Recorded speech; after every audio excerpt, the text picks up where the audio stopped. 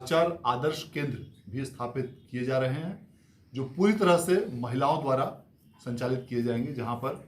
कि मजिस्ट्रेट्स महिला होंगी, जहां की पुलिसकर्मी महिला होंगी, जहां संबंधित अधिकारियों द्वारा धारा 144 लागू कर दी गई है और इसके साथ साथ परीक्षा केंद्रों पर सीसीटीवी की भी व्यवस्था की गई है और प्रत्येक 500 परीक्षार्थियों पर वीडियो कैमरा की भी व्यवस्था की गई है और इसके अलावा परीक्षा केंद्रों के बाहरी भागों में भी वीडियोग्राफर की भी व्यवस्था की गई है। किसी भी प्रकार का मोबाइल अथवा कोई भी इलेक्ट्रॉनिक उपकरण ले जाना सभी परीक्षार्थियों के लिए पूरी तरह से वर्जित किया गया है और जो भी परीक्षार्थी यदि इस प्रकार के कोई भी उपकरण ले जाते हुए पाए जाते हैं तो उनका न सिर्फ वह उपकरण जब्त कर लिया जाएगा बल्कि उनको परीक्षा से निष्कासित करते हुए उनको परीक्षा से वंचित भी किया जाएगा और उनके विरुद्ध में प्राथमिकी भी दर्ज कराई जाएगी। परीक्षार्थियों के लिए यह ध्यान देना अत्यंत आवश्यक है कि परीक्षा केंद्रों पर प्रवेश की अनुमति परीक्षा प्रारंभ होने के 10 मिनट पूर्व तक ही मिलेगी, अर्थात जो परीक्षा फर्स्ट सिटिंग में 9:30 बजे प्रारंभ होगी उस परीक्षा केंद्र पर परीक्षार्थी को 9:20 तक हर हाल में पहुंचना अनिवार्य होगा और जो परीक्षा द्वितीय पाली की 1:45 से शुरू होगी उन परीक्षा केंद्रों पर परीक्षार्थी को 1:35 तक पहुंचना अनिवार्य होगा। इसके बाद इस समय सीमा के बाद जो भी परीक्षार्थी यदि परीक्षा केंद्र पर पहुंचेंगे तो उन्हें परीक्षा में बैठने की अनुमति नहीं दी जाएगी।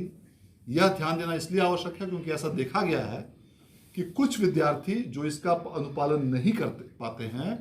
जो इस समय सीमा के बाद पहुंचते हैं, उनकी परीक्षा छूट जाती है और फिर उनका पूरा वर्ष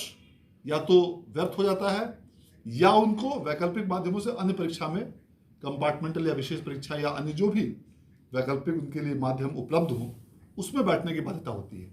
इसलिए यह अत्यंत आवश्यक है कि सभी परीक्षार्थियों से मैं अपील भी करना चाहूँगा कि आप निर्धारित समय से काफ़ी पूर्व परीक्षा केंद्रों पर पहुँचें और यह जो समय सीमा 10 मिनट की दी गई है यह अधिकतम सीमा है, इससे भी आप काफ़ी पहले पहुँचें ताकि आपको परीक्षा केंद्रों पर प्रवेश में किसी भी प्रकार की दिक्कत ना हो और ट्रैफिक जाम या इत्यादि अन्य किसी भी प्रकार की यदि जिले में कोई समस्या होती है उसके कारण आपको परीक्षा में किसी प्रकार की कठिनाई नहीं होगी।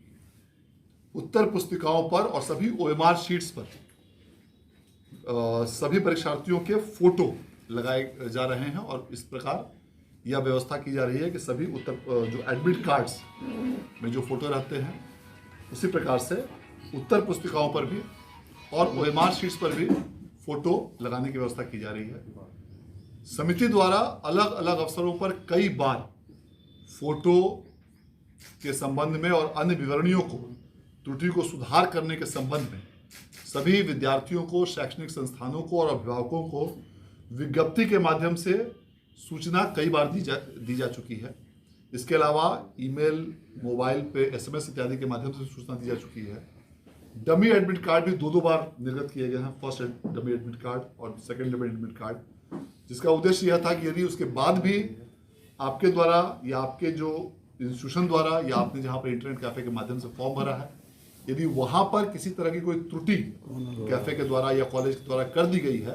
विषय में या उसको लोग सुधार करें।